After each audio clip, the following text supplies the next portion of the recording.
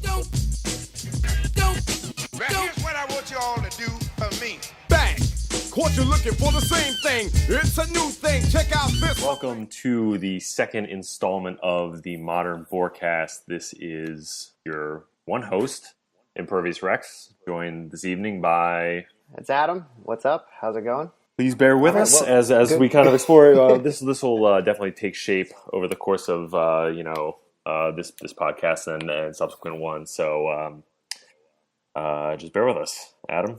Yeah, in case of any of the 2.5 people that are listening to us, in case you can't tell, this is our first crack at conducting a podcast using this particular mechanism.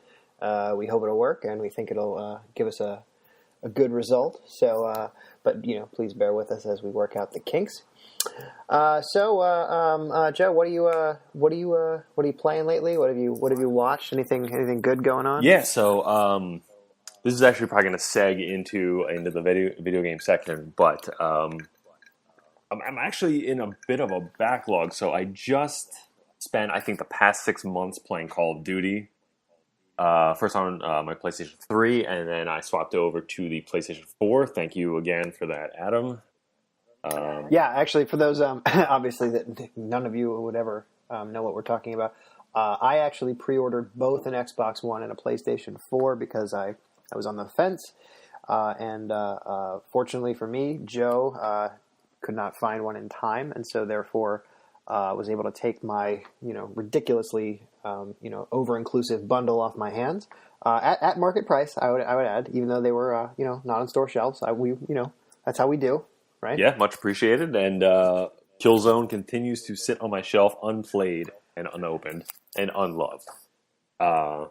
See, I'm shocked by that. That really surprised me. I would, that's the kind of game that I would certainly play through. Whatever weak-ass campaign it came with, I would play at least 5 rounds of multiplayer before I retired it to the shelf. So I'm very surprised at your behavior. I was just so enthralled / infuriated by Call of Duty Ghosts this year that I couldn't even open the packaging. But I will say that, surprisingly, Killzone 2 had a really robust and really fun multiplayer. I even bought DLC for it. Sadly, Killzone 3, not so much. But fun fact, I did win a copy of Killzone 3 through a poetry contest. We can talk about that at a later date. You better believe we're going to talk about that at a later date. What I've been playing. So after burning out on Call of Duty Ghosts, South Park, the reason I kept my PlayStation 3. I'm very jealous of you. I'm jealous of anyone who has a, whatever you want to call it, a current gen, a previous gen console, because, as you are well aware, I had a PS3 that I loved and treated well, and some scoundrels broke into my apartment and stole a bunch of shit, that included, which was devastating because, I missed out on a huge swath of really good games. And even now when I have a console, because I waited until the next gen consoles came out, I still can't play the best games that are out. Because, the best games that are out are what? Like The Last of Us? Couldn't play that. Couldn't play South Park. And by the time they're available for, let's say, digital download in a year, you're not going to want to play them anyway. Well, and that's if they ever are, because the way they're doing this porting and stuff now, The Last of Us, I'll never get it because I have an Xbox One. So unless I want to pony up for a PS4, which frankly my wife would divorce me for. The PS3 can travel, so if you want to come over and grab it in The Last of Us, which I do have a copy of, you're more than welcome to. Yeah, no, I may do that because it's one of those games where you don't want to let that kind of a milestone slide by. I definitely feel the same about Shadows of the Colossus, which I never played, and apparently is a gaping hole in my gaming education. But did you ever play that? I did. I actually that was yet another period where I was without console because I think my first 360 had died. I went through 2 360s, different ones, both of which went the Red Ring of Death, and so I'm just never again. But in between them, I borrowed my my brother-in-law's old PS2 that he was no longer using, and I went on to like GameStop website, and I was like, oh, what can I scoop up for $10-$20, and Shadow of the Colossus was there, and I got to say, it's just gorgeous. It's the kind of game that you play. There's not really levels, but it's measured in just these colossi that you go and fight, I would play them over and over again because they were just so much fun and just so breathtaking to look at. Yeah, I know. I definitely missed out, and but I'm also of the same mind. Like, all right, well, that sucks to be me, but I don't have the time to go back and play it. No, and really, we are living in an era when catching up is not part of the equation. No. If you missed it, you missed it. That's it. Yeah.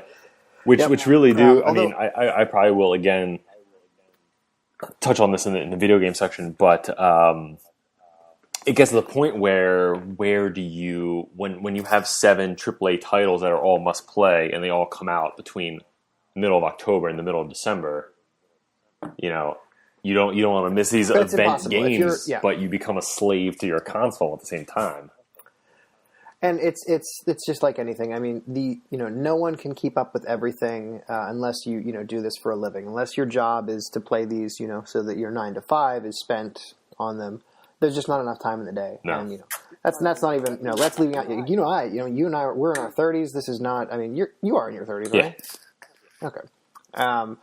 We don't have the energy or the time to just be like, okay, well, I'm gonna take from 6 o'clock on Friday through midnight on Sunday and I'm gonna play Call of Duty straight. Life intervenes. I fucking miss that though. I'm not gonna lie. Oh, of course I do. I totally miss that. And what I really miss though is being able to enjoy that. Like there was I think maybe a week or two ago, my wife and my daughter went away. So I had the house to myself, and it was great. And I was like, man, I'm gonna rock out, and I'm gonna play, Titanfall for just until my eyes fall out. And I played for a few hours, and then I was like, maybe I really ought to, I gotta clean the bathroom, gotta, go grocery shopping. And those are the things I wanted to do. I wanted to get that, crossed off my list, and so I couldn't really have the same kind of escape enjoyment that I did when I was younger. But agreed. Hey, what are you going to do? Complain about time? I'm going to complain to the internet about my lack of time to play video games. It's a great idea. So we had South Park. South Park was on the list. Infamous Second Son. And then actually a couple iOS games, which I generally stay away from. I play for 5 minutes, and then I never look at it again. But you can't go wrong with anything Telltale makes. The Wolf Among Us and The Walking Dead. Yeah, and that's one I need to catch on real quick before it passes me by, because if I don't play it, I'm going to miss it. I may, and I assume you're also talking about The Walking Dead. Yeah, both. The season 2. Did you play season 1? Yeah, we actually, I think we talked about trying to do some kind of comparison, either a post or something. But I played through the whole season 1, but I waited until the whole thing was released. I didn't. So did I. I don't mess around with episodic stuff. I don't even do that with television. There's like maybe 3 shows that I really must watch them. Kind of as they come out. Everything else, the only reason to watch them immediately is to not fall behind on what everybody's talking about. Right, exactly. Like like you have these event like shows, Game of Thrones, that kind of thing. And this is actually interesting. We were talking about at work on. Is people that didn't even watch. Let's go back to last fall. People that never watched Breaking Bad an episode in their life still watched the finale because it was an event. It was event television. See, now that's some crazy. I don't understand that phenomenon at all. Or at least I didn't until How I Met Your Mother was coming to an end, and I didn't watch it because I don't have cable. So who does? It, but you don't have cable either? No. Awesome. We are totally qualified to talk about the TV stuff. Indeed. But I was tempted to tune in to watch the finale because I don't know. I wanted to maybe kind of troll Twitter or just to see what the big deal was about. But I watched an episode or 2 of that show, like on an airplane or something, and that if you're bored watching something while you're stuck on an airplane, it's bad. Yeah. because I was on the airplane and I fucking loved Brooklyn Nine-Nine. I was laughing. I was so happy to have Brooklyn Nine-Nine, which I think is not a good show.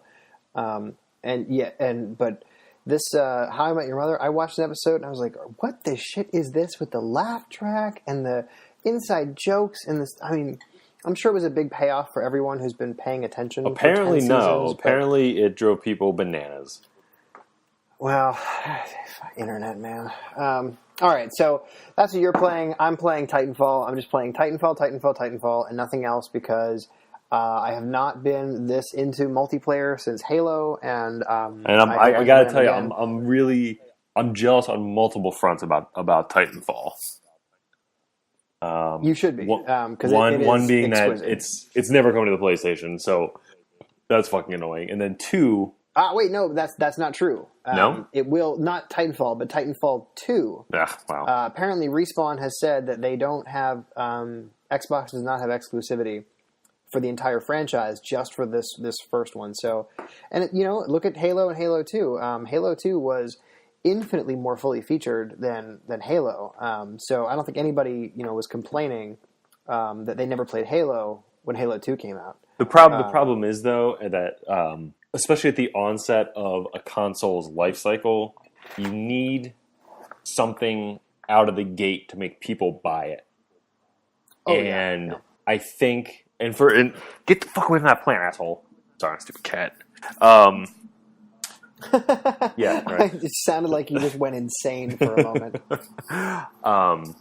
For the Xbox 360, it was Halo, right? I mean, the year lead time on the PlayStation 3 didn't hurt either, but that was the must-have. That was the killer app, right? Halo. What was it? It was Halo 3 at the time for 360. Right. But it was the thing that made, I think, people buy it. And I think the same thing with yeah, sure. the Xbox One is going to be Titanfall. And I don't want to see Sony lag behind again, not because I'm a Sony fanboy, which I guess I am if we have to choose sides, but I also don't want to see these exclusive content deals, which are fucking bullshit. Oh, well, okay. I'm with you. I get you. But at the same time, a world without exclusive deals is a world of monopoly. It's a world where basically it's a PC system except for a TV, where you could have competing manufacturers making competing boxes, but they all play the same software. So really, you're just talking about a home theater PC hooks up to your TV, and whichever one has the better specs, the better price point is the one you buy. Not necessarily, but it's also user interface. It's also community, because when I was trying to decide on my last next gen system, everything I read and I saw and I heard about the 360 ecosystem seemed so toxic to me that I didn't even want to bother, and that's why I went with the PS3. Yeah, I actually have no valid comeback for that. But yeah, no, I'm with you. But no, all I'm going to say is Titanfall is just fucking sweet, and it's just rad. I do wish there was a campaign mode, because I love to just like be lethargic and take in the sights in a campaign mode, But there is a campaign, but it's bullshit. It's not. It's online multiplayer with like campaign elements infused, which is a very clever idea, but it's not for a ham and egger like me. Which I'm very much. If certain people will know, there was a game called Brink that came out about 2 years ago that did the same thing. That its gimmick was it was always online, it was always multiplayer, and there were campaign parts, but the campaign was actually multiplayer as well. I do recall Brink, and I never played it, but. I wouldn't be surprised if this wasn't something new. It's interesting, but you just ignore it. I played through the campaign because when you finish the campaign, you get to unlock a bigger Titan. Oh, right, okay. You get the Ogre Titan as opposed to the Atlas, but turns out the Ogre sucks, so I shouldn't have wasted my. Anyway, okay, so we're already talking about a lot of games here. What do you got for us in the way of gaming news? All right, so I guess the first thing I wanted to talk about was, and this is by this point in time, I guess a week. 2 weeks old, but it still bears discussion. The Amazon Fire. Amazon has come into the set-top box market already populated by, Apple TV, Roku, Boxy, Chromecast, sure. Chromecast doesn't really count, but it doesn't matter because Verge, the Verge.com just had some exclusive content on the Google TV box. Yes, and and let's not forget consoles, because basically they do everything that these little boxes do as well. Right, and so the Amazon's claim to fame here with this is that not only is it going to stream all their Prime content, which actually today I just read something that Amazon Prime video streaming has surpassed both Apple TV and Hulu. Still flagging in terms of YouTube and Netflix, but in terms of like, is that like total bandwidth, or or are we talking about like titles available? Because no, it's not titles available, but it's just content streamed. So like it's like user bits, like we're just tallying bits, and they're okay. Well, I mean, I guess that's something, but like I mean, it's I mean, I don't really equate anything. Like I don't equate Netflix and YouTube at all. You know, I don't go to YouTube to watch movies. Nobody does. Well, actually, I was dicking around in there today, and there's a bunch of Chuck Norris movies on there for free and in full. Yeah, no, they do have some good stuff for free, and it's like totally random how it's there. Like, because a lot of things, like the copyright was accidentally lapsed. Yeah. And so there it is. You know, it's legal for me to post this here, and nobody can make me take it down. So because of that, you can watch like this weird horror movie from the '80s, and I'm like, all right, well, great, right. You know? But you don't go on to YouTube being like, I'm going to find me a movie to watch tonight with the missus. Yeah, no, nobody does that. But I mean, so again, so back to the Fire. Their thing is that they are the first set-top box to offer gaming. Right, and there is a controller. There's a controller which is $40. So so the set-top box is priced at $99, just like Apple TV, just like the Roku. Very attractive price point. Yeah, very attractive. Yeah. So, but then if you're like, oh, I'm going to get this for gaming and it's only $100, why not? Well, you got to shell out another $40 for the controller, and then you are getting basically even larger scale Android games. Yeah, that's what you're getting. Yeah. So and really, I mean, a lot of people I think are equating this to like, oh, it's like as if you turn your Kindle Fire into a box with a TV attached to it. And it's like kind of okay. I don't know. I mean, this sounds like bullshit to me. It sounds like a money grab. It sounds like who's going to buy this? But you know, so did the Chromecast, and I have one, and it's great. I have one. I haven't even taken it out of the package. I have an Apple TV. You know, I use it for HBO Go. Okay. And it's fantastic for that, and it does some cool stuff too. Like when the Olympics were on, I was using it to stream Olympics from like my PC or my Mac to the TV, and it was cool for that because you know you couldn't get live events over NBC's coverage. You just couldn't, so you had to get them, you know, like at 10 o'clock in the morning, and it was good for that. Oh, okay. But I just these things, you know. They announce them and everyone says, "Oh, that's ridiculous. No one's going to want that." And then they end up selling 10 million units to I don't know who. Like, you know, I mean, people use them as Christmas gifts or something. Probably, or it's like, "Oh, hey, this is a thing that's cool and I know this person is graduating and why not get them this thing?" Right, yeah. And yeah, exactly. They're on a limited budget, yeah. And what is shit, you know, this is poor preparation. What is the name of the game studio that Amazon just acquired? They just bought. Yeah. And yeah, neither one of us knows. We are, ladies and gentlemen, we are just fucking assholes, man. Anyway, well, I forget the name of the studio, but it's a reputable studio, and it seems that they are making a push for gaming, and I would expect some more exclusivity. I would expect them to come out and say, hey, here's a reason to buy the Amazon Fire. It is, we have whatever, I don't know, like a... I can't even like some Minecraft or something like that. I don't know, but it's going to be the things that were developed for iOS and then get filtered down to Android, and then in their myriad 1,000 flavors of Android, so it works and looks okay. I mean, I can't. Yeah. Oh, also, let me just say this: any of my predictions for gaming or computing or the future in general are always wrong. I had a friend ask me years ago when I was working at this streaming media company. He was like, "Oh, Apple's going to make this big push into gaming." I was like, "Who's going to want to play games on any of their Apple devices?" Yeah, it shows the fuck I know. So take this with like the biggest grain of salt ever. But and that's no one can know. No one can really know. I think because people aren't going to buy the Amazon Fire for gaming, but the gaming aspect may sway them when they have that, the Roku, and the Apple TV in front of them.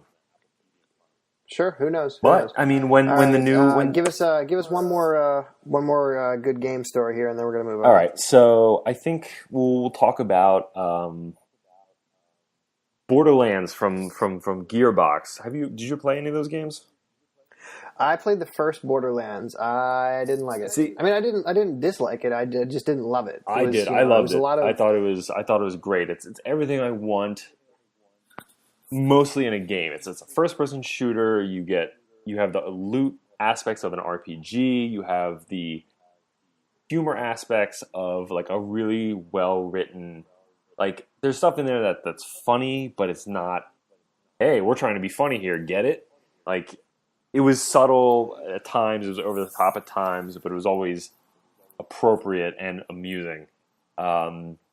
The second one came out, and it was more of the same. Different classes, a different setting, but I mean, you run around, you get guns, you explode things with them. That's exactly it. That's Borderlands. And that's what you get. You run around, you level up, you get loot, you shoot things. I think what turned me off from the first Borderlands was that the guns were so just marginally different. It was like, oh, here's a gun that looks way different, and it has 2 points out of 1,000 more than the one you're discarding. See, and that minutia. Oh boy! See, I actually love that minutia. I would be like, I would sit there and I would weigh which gun I should actually use. I did too. I mean, when I play RPGs, when I play Elder Scrolls games, I sit there and I'm like, what can I craft with this? I'm not going to throw away this tomato because maybe I can make something with it. I obsess over that stuff too. I thought Borderlands loot was so fungible and just silly. I did like the art. I like the art design. I thought it was a cool style. Yeah. I thought, but get to the story. What's the story? So the story is, rumors are floating around that Borderlands 3 for next-gen consoles, which I guess are now current-gen, aka the Xbone and the PS4, was about to be announced. And Gearbox did announce a new Borderlands game. It is not Borderlands 3. It is Borderlands, the pre-sequel, which is going to it's going to fit in between Borderlands 1 and Borderlands 2. This is so irritating to me because it's like, I have to know the chronology of Borderlands to enjoy this. It's just so, oh God, I will never play this game. I will never. Although I like the idea of a pre-sequel. That's funny to me. See, and I think their sense of humor shines through in the titling. But from what I saw, and I mean, this was only a very rough, preview. It looks to be more of the same. But guess what? This time it's on the moon, so we have gravity effects, and we also have an oxygen meter, which you have to pay attention to. So not only are you paying attention I had read that the oxygen meter was cool. I thought people liked it. Like I said, So now you're counting ammo, you're counting health, you're counting your shields, and now you're counting oxygen. Which sounds great to me because I like having to keep track of the most number of things possible. That game Steel Battalion? That is my wheelhouse. I like ridiculous, complicated, like unnecessary. I wish that I had a gaming PC because I'm sorry to burst the illusion for anyone who's listening to this and thinks that we do this professionally, but I don't have a gaming PC. I would love to have one because I would love to play Rust or EVE Online. Get off. Yeah, or like DayZ, stuff like that. Like Minecraft, even games that are just so like nitpicky that you spend hours building a door for your house. Like that's my wheelhouse, and I can't. There's no platform for me because consoles don't have that, and they can't. But I'm right there with you. I obsess. I like obsessing. So. Besides, so you have the loot, you have the multiple things to keep track of now, and you have 4 new classes that ultimately are still shoot things, loot stuff, move forward, disappear, and punch things. Yeah. So I mean, look, sounds great. And you can play as Claptrap. There you go. I mean that's a good point. I don't know if it's a selling point. Now I'm sold. I was not on the I was not on board, but now that I can play as a useless piece of shit robot, I'm okay.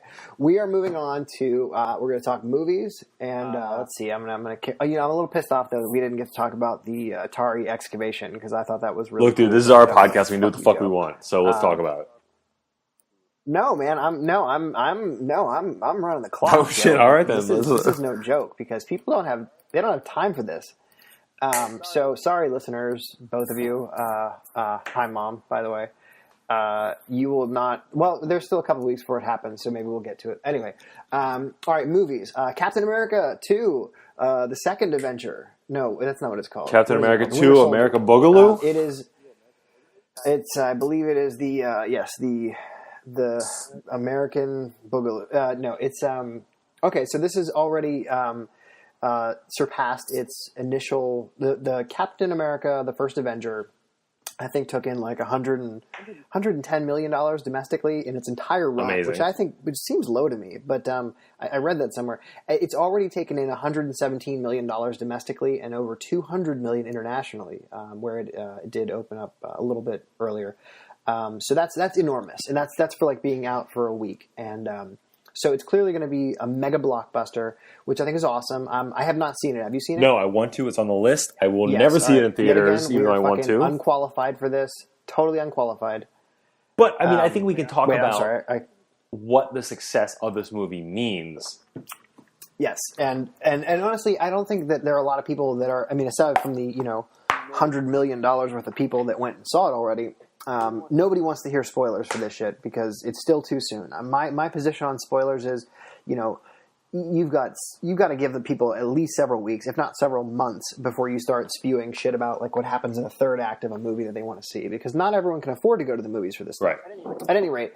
I think it's awesome that this is such a huge success, and it's great. And I love the Captain America movies. I think he's one of my favorite characters.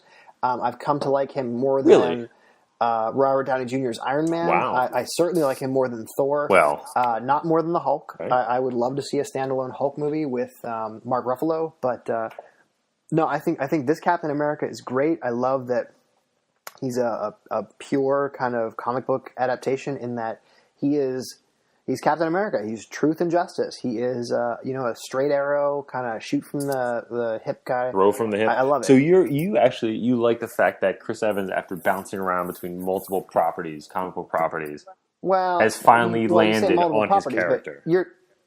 But what we're talking about? What? Just the Human Torch, right? Human Torch. He was in the Runaways. What the fuck was that DC Vertigo book that he was in? The Losers.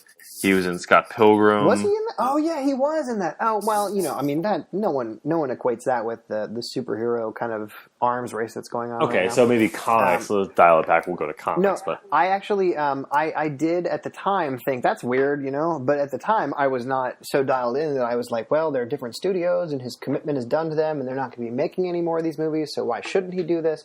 Also at that time, he was in a movie called Sunshine, and he was fucking insanely awesome. Like, he was great. That whole movie is incredible, but he was great. As like this kind of burly military guy who is there to like keep these scientists in order. He was just fantastic. And I was like, yeah, man, this guy, because the Human Torch was like a goofball. He was like this rock star. He's like a punker. But the guy I saw in Sunshine was like, yeah, this is a leader. Sure, Captain America, why not? I was doubtful that movie was going to work because I thought it was going to be, corny and silly and the blue suit and stuff. But it was great. I don't remember how it ended with the Red Skull and the plane crash. I have no clue, but the stuff up to that point where he was, created, I thought it was great.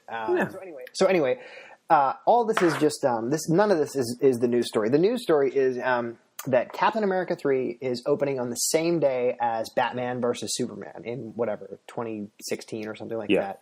And neither Marvel Studios, which makes the Marvel movies, or Warner Brothers, which makes the DC movies, is backing down.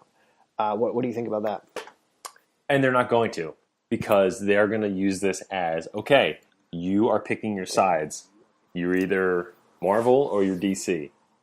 And I think... And do you think that when it comes down to it, DC's going to lose that fight? I feel like people who really like these movies are going to be like, it's going to be a matter of which one do I go see opening weekend and which one do I go see the following. That's possible, but I mean... I think it's win-win for the fans, but for the future of comic book movies and these studios in particular, I think they're going to use this as, okay, well, Marvel's winning or DC is winning, and I just don't see how a Batman versus Superman movie won't just be a complete mess. Because outside of Nolan's Batman movies, what has DC done with its properties that have been even watchable? I fully agree. I think it's terrifying. Actually, to be fair, I really liked Superman Returns with Chris Routh. I really enjoyed it. I thought it was great. I thought Kate Bosworth, who I normally like, is terrible. I thought she was. I didn't like the super stalker aspect of it, but no, it was weird. That was weird. The fact that Superman had a kid was weird, and that was all crazy and stupid. But I really liked the movie. I thought Chris Routh was a great Superman. I thought that he had some really cool moments. I was not such a huge fan of Man of Steel. Whatever. But I think that DC is cruising for a bruising. I think you don't go toe-to-toe with the Juggernaut and expect to walk away unbruised. No. I think that they are just setting themselves up for a situation where they cannot win because, all right, so Marvel stepped up and said, we're gonna shove you back. And they're like, well, Captain America, we've got Batman and Superman. We're going to win this. No problem. No, man, because people don't give a shit about the characters. They care about the studio that has reliably given them big time entertainment. And that's Marvel. Right. They have never let anybody down. Even Iron Man 3, which everyone said was like the worst, blah, blah, blah. Or Iron Man 2, which everyone had I liked Iron Man 2. I liked Iron Man 2. And for a time, I thought it was better than the first one. I've watched it again, and I've revised my opinion. It's clearly not the case, but I mean... I think it's unfairly criticized, but Iron Man 3 is a mess. I mean, it's I have no clue what happened in Iron Man 3. I do know that all his armor... flies apart when it gets like hit by a train or something. But if he had been in the armor, it would have been fine and held together, which leads to the conclusion that the only thing holding his fucking armor together is Tony Stark, which is kind of alarming. But even those movies were hugely successful, and everybody who went to see them had a good time. Let's not... Okay, look, I dislike DC as much as any... dyed-in-the-wool Marvel zombie. But let's not forget Elektra, Daredevil, Ghost Rider 2, Blade 3. Those were all Fox movies, weren't they? They were Fox, but they were under the Marvel banner. Unless we're going to separate Marvel Studios. And I think people are getting wise to this. People understand that Marvel Studios produces the Marvel Universe and that Fox has the rights to certain questionable... Although... Do they have... No, Marvel has Daredevil. It must have been a Marvel movie because they're doing those Netflix series and Daredevil is one of them. All the street-level heroes, right? Yeah. Yeah. Well, at any rate, I think it's a mistake for DC, and I think unless things change dramatically in the next 2 years, which they could, I think that... I don't know. I think that they're setting themselves up to get knocked down. Okay, I'm going to burn through some more movie news. Are you ready for it? Hit me. Okay, let's talk Guardians of the Galaxy. Nathan Fillion, from Firefly, which is the greatest science fiction television show of all time.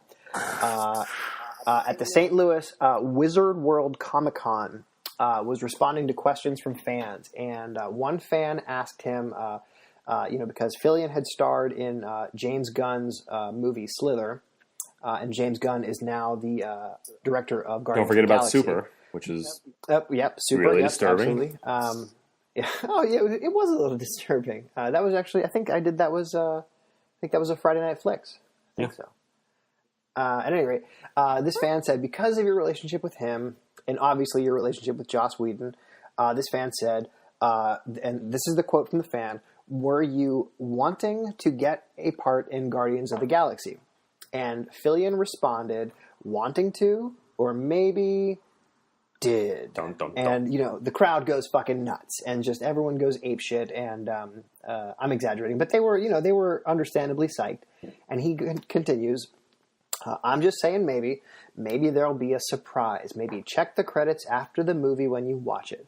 So is maybe this is something, and maybe he's a character, or maybe he's being just a goofball, and he's going to be a tiny thing, and maybe it really doesn't matter. I mean, one of the things that I read was, and of course this is speculation based upon speculation from Fillion himself, but that he is going to be one of the Novas. For those who don't know, the Nova Corps is Marvel's none too subtle attempt at setting up an interstellar police force akin to DC's Green Lantern Corps. They have rings. The Novas have helmets. And that may be. And wait, isn't there there is like a the Nova? Like there's like a Marvel Comics character who is just called Nova. Yeah, but just like there is a DC comic called Green Lantern.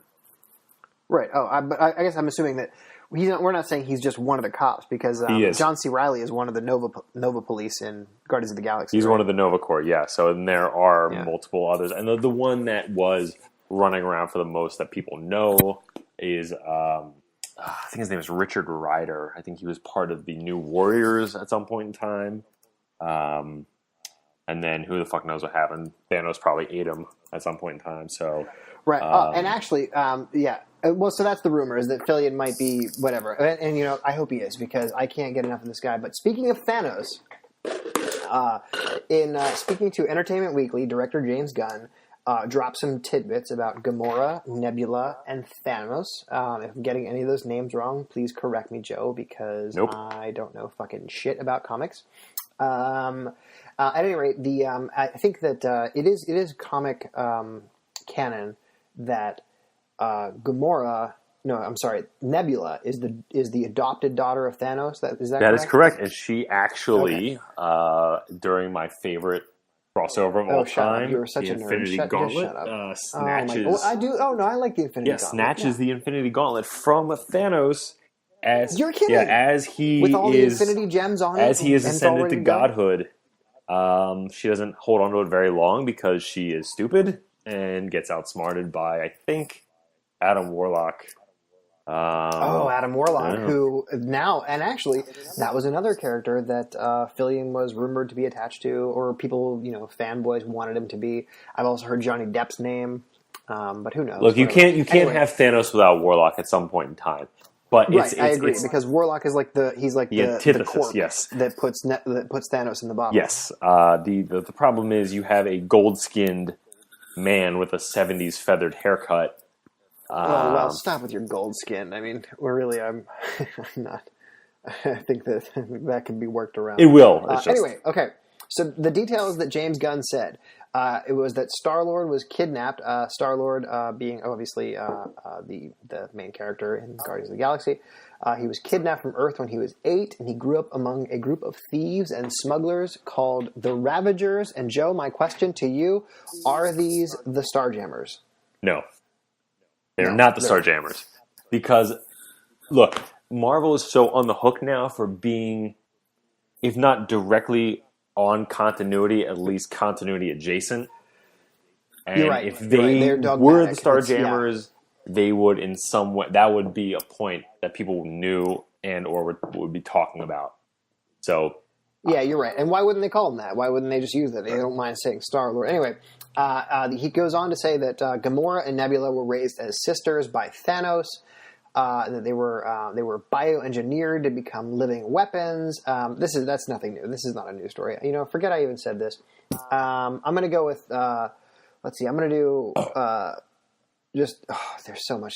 Oh my God, all this stuff with X-Men: Days of Future Past. Someone needs to bring light to this. I mean, Fox wants to do spin-offs for Mystique, Gambit, and Deadpool.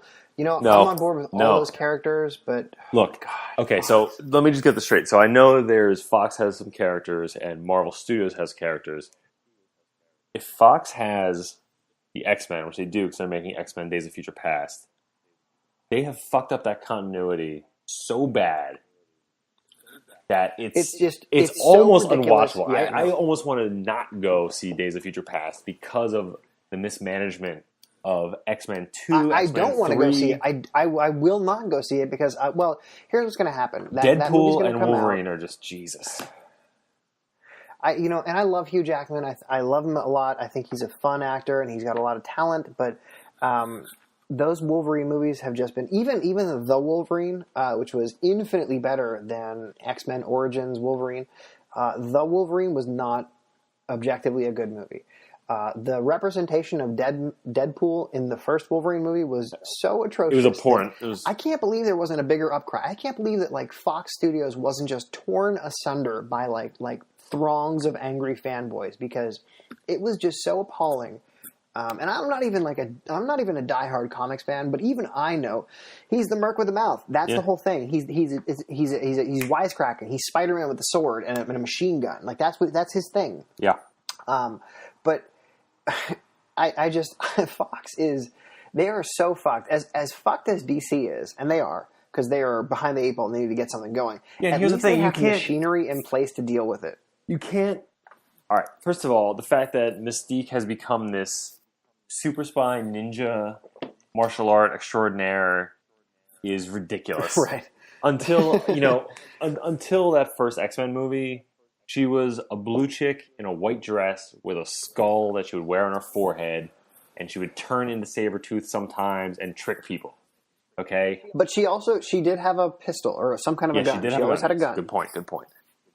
But then She always had a gun. forward, But no, she could not go toe to toe with Wolverine. No. That was not going to happen. No, and now, Bryan Singer enters the picture, and now all of a sudden she's a fucking unparalleled hand-to-hand combat expert. Yeah, no, who is all blue all the time and is just like the world's top super spy. She's a ninja. No, All she's right. fucking not.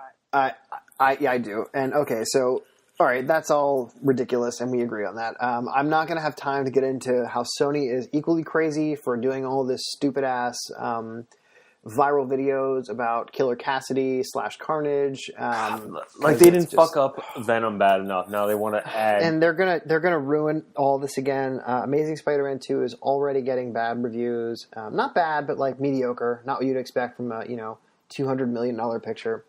Look, I think I know we're racing the clock here, but I have to say, people, as you said earlier, are hip to what's going on.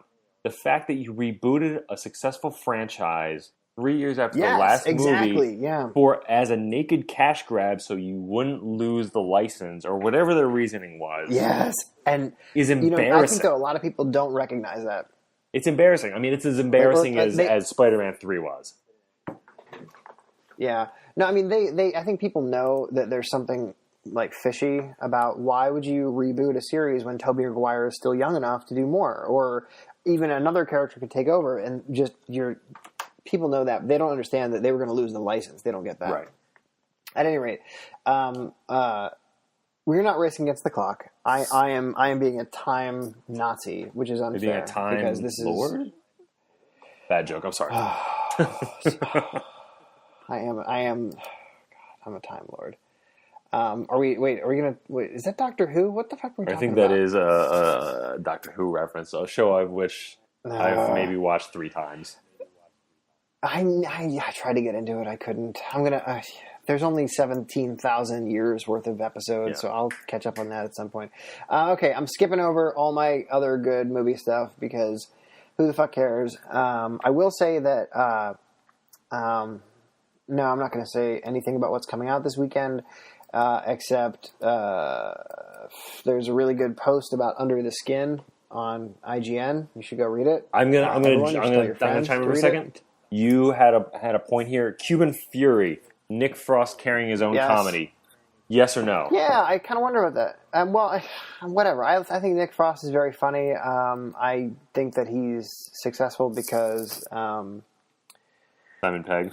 I don't know, because not because of Simon Pegg, but because those Cornetto movies are funny. They're it's a good franchise to be a part of. Yeah. And Although they went downhill each installment. That ship has kind of sailed onto Ant-Man territory, and so we'll see where that goes. I think there's a reason this movie's only opening on like 50 screens. Yeah, good point. Yeah, whatever. So fuck it. All right, so that's movies. Joseph, tell me everything that I don't know about what's going on in comic books this week, because I know it's a lot. All right. Well, I was about to blow your mind with what Skybound's been doing this week, but since you laid down the law in terms of spoilers, I don't want to say too much. No. Please spoil away, because I'm never going to catch up on this shit. Okay, fair enough. And listen, folks, if you are listening, just mute it for the next minute or two. Wake up. Yeah, even if you're not listening, just spoiler alert. Okay, so Skybound is Robert Kirkman's imprint at Image Comics. Robert Kirkman of Walking Dead fame, Invincible fame, a couple other things. Yep. So, in the span of 1 week, he has ended both of his mainstream books, Walking Dead and Invincible, with some pretty heavy shit. Walking Dead saw... So they were... Back it up a second. All right, wait. Actually, I got to stop you because I don't want you to spoil The Walking Dead because I actually do read that Okay, comic. then I will not say anything about Walking Dead except episode 1 or issue 125. Wow. I read the titles like about that issue and how something crazy happens, and I'm still unforgivably behind.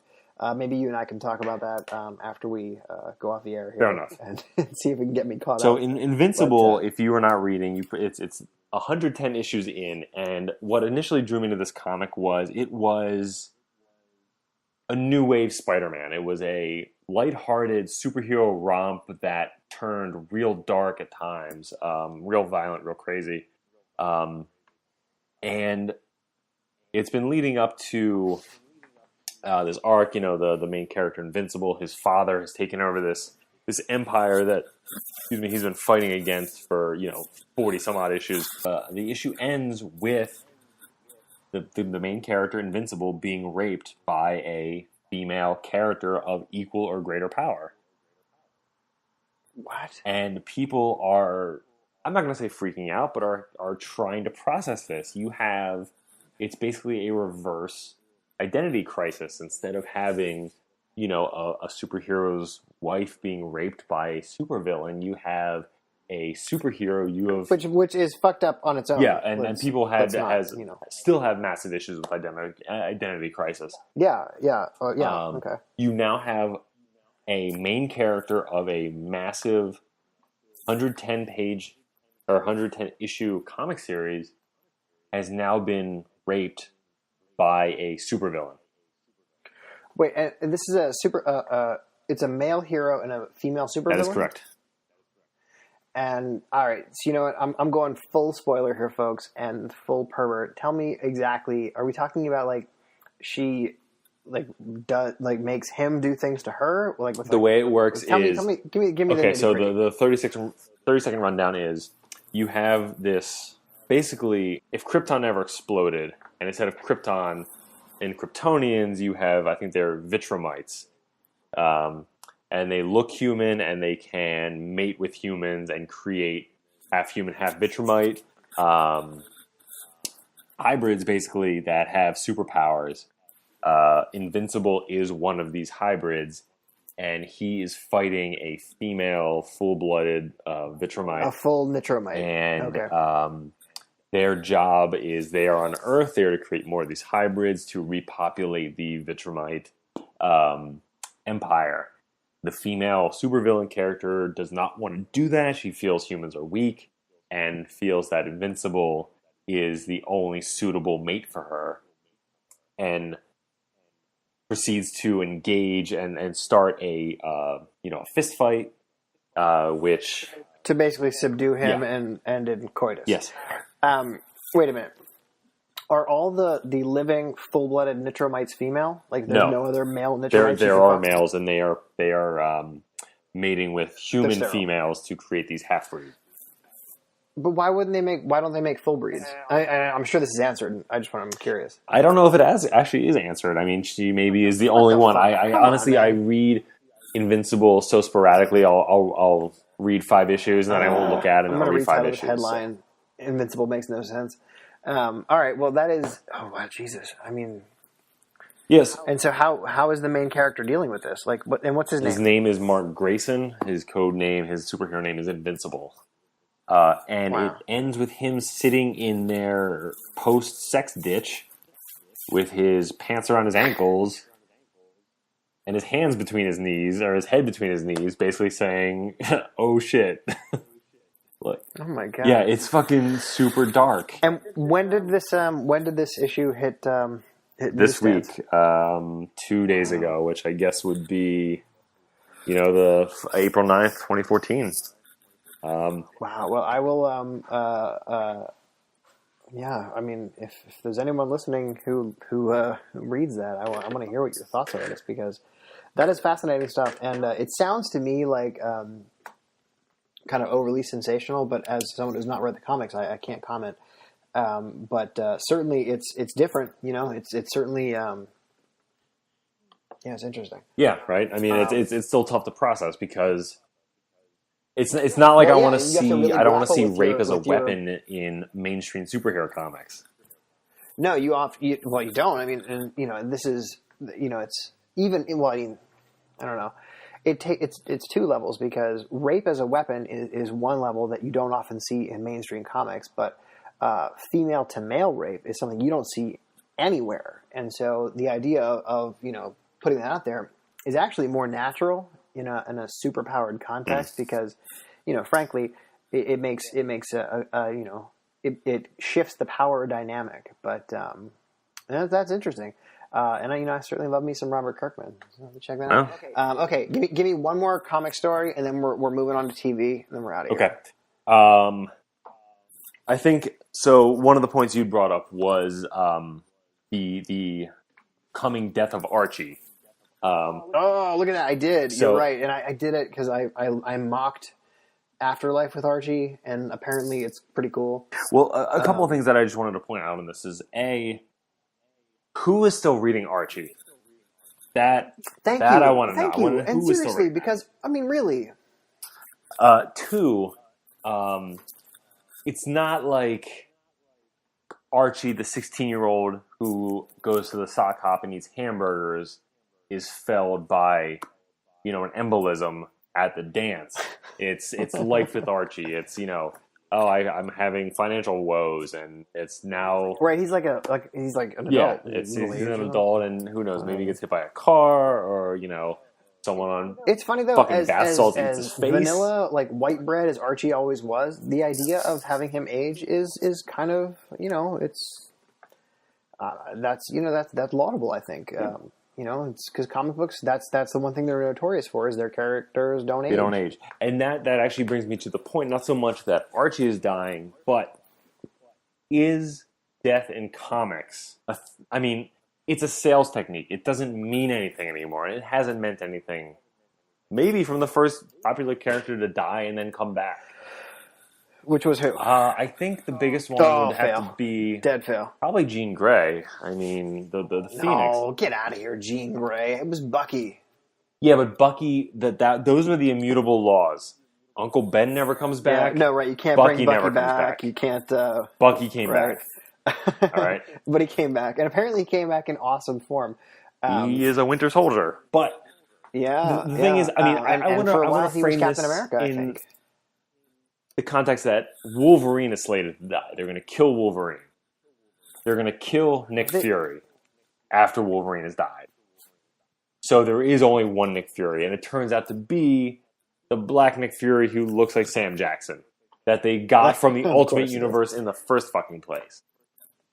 The Ultimate Universe is at least a template for the movie universe. It is. But my main point here is killing people in comics doesn't mean anything.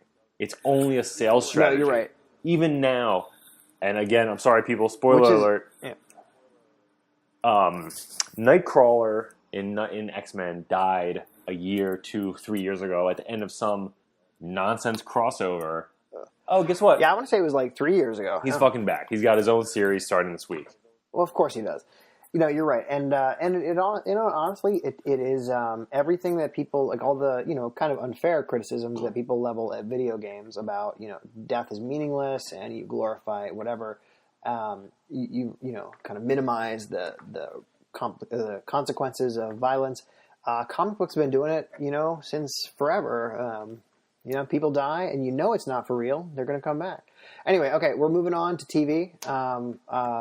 And these stories, I got a couple of good ones from this past week we can't miss. Stephen Colbert replacing Letterman, 2015. Do you care? I do care for two reasons. One, and everyone has commented on this ad nauseum, but the death of the Stephen Colbert character. But then two, sure.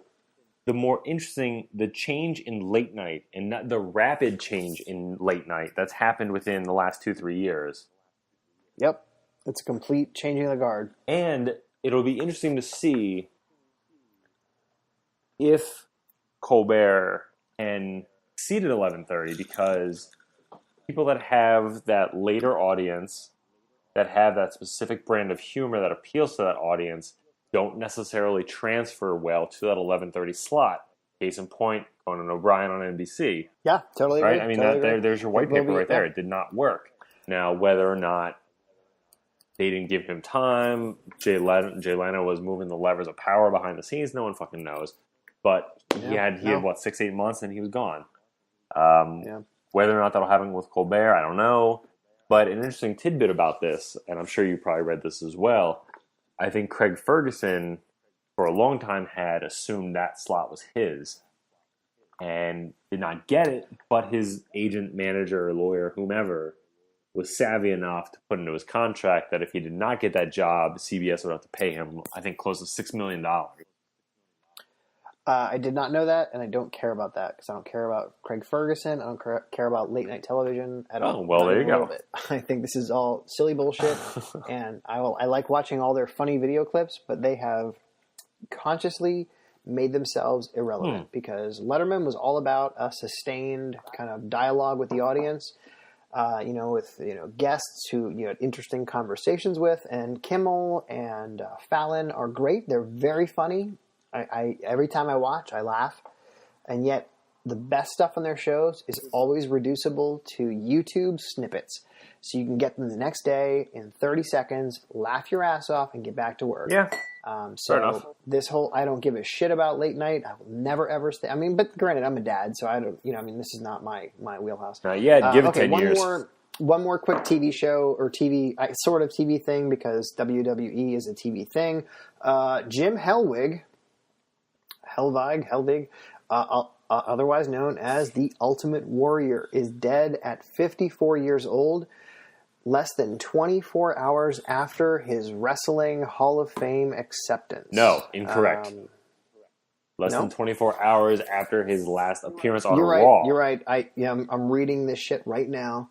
After his appearance on Raw to celebrate his induction into the WWE Hall of Fame, even though I'm pretty certain he never appeared on WWE, only WWF and WCW. That's correct. At any rate, that's fucking shocking, but I will say this, and I try not to go on record in any way that is offensive, other than the random curse word I let slip. But I will say that from his speech, which was powerful, but rambling, suitably crazy. He looked like Darren Aronofsky is the wrestler, where Mickey Rourke is in his 50s, maybe 60s, and he is still jacked and doing the steroids. That's what the Ultimate Warrior looked like to me. He looked like a guy who could rip off his tuxedo and go right back in the ring. And I'm just wondering, I don't know. I don't mean to be insensitive. I truly don't know. And I don't mean to be offensive, but it strikes me that there is a price to be paid for all the glorification of the body that we do in professional sports, whether it's wrestling or football. It's a tragedy no matter what. And my heart goes out to him and his family. By all accounts, he had a nice family life, but you got to wonder: was this a guy who couldn't let go of what he had in the past, or maybe maybe I'm being totally ignorant. I might be. I would say that you're not ignorant on the one point that wrestlers, for the most part, cannot let go of the past. And you look at people like Ric Flair's run in TNA or Hulk Hogan's run in TNA. Every time Mick Foley shows up on WWE television, they just can't stop. They get addicted to the life, the crowds, the applause, the people, and they can't give it up. I think the wrestler was, really a good depiction of that. I mean, I'm not a wrestler, but I read a lot about it. I listen to podcasts about it, and that seems to be the consensus. So, yeah, Hellwig. The Warrior was, for a long time, very vilified by the WWE. They even put out a DVD called The Destruction of the Ultimate Warrior, which was, I think, only put out solely for the purpose of embarrassing the guy. Yeesh. And I mean, of course, it is a tragedy. The guy dropped dead. Walking to Anybody dying walking is to a his tragedy. car. We're not monsters here. We don't think death is deserved by anybody, right? We can agree on exactly. that. But I mean, you got to say that he went out reconciling with the people that you think he would have. He reconciled with Vince McMahon. He reconciled with the WWE. He got his last moment of glory. You can't. I mean, really, you couldn't script a better ending. I mean, if you're gonna die at 54, it might as well be 2 days after you're inducted into the Hall of Fame rather than 2 years before it. Okay. Well, I don't know. I wanted to bring that up because obviously it's significant, and of all the things that we are skipping over because you and I can't shut our fucking mouths, that was one I could not skip. Okay, we are at time, so. At this stage in the podcast, believe it or not, dear listener, we have reserved this for listener mail. But this being our first, kind of official podcast, we don't have any, obviously. But I will say this. If you send us listener mail, unless it's like, horrifically racist or sexist or in any way offensive, we will read whatever the fuck you send us. Whatever it is, we'll read it out there because we are desperate for mail. We're not going to get any. We understand that. We're not going to get it for a while, but whatever you send us, we'll read it. But so since we don't have any this week, I'm going to give you, Joe, we talked about this, I'm going to give you a tidbit of information this week in 1984. So this week in 1984 saw the release of Friday the 13th with, Jason Voorhees.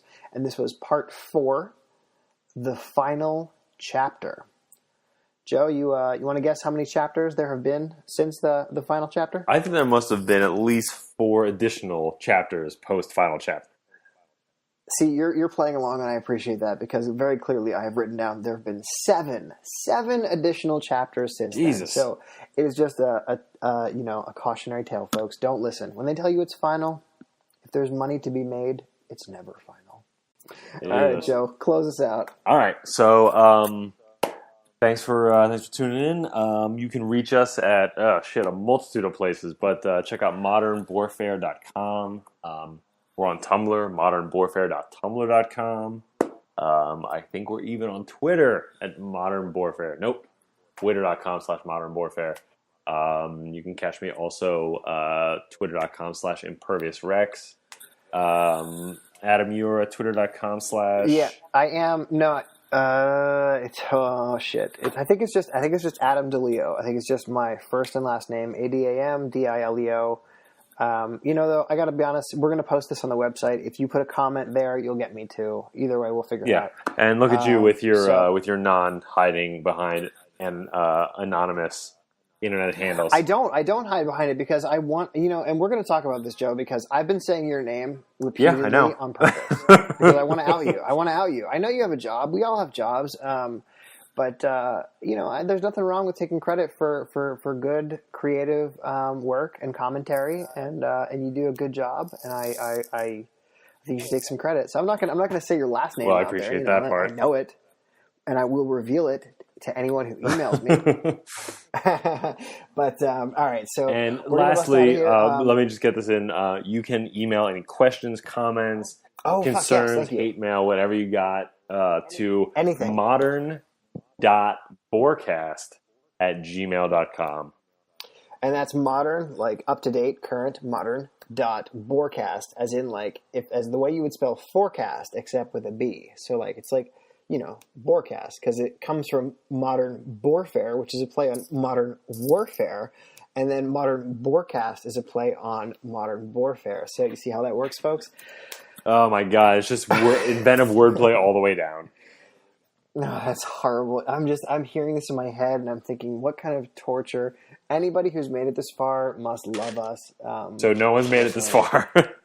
No one did. All right. So until next time, I'm Adam, and this is Joe, a.k.a. Impervious Rex.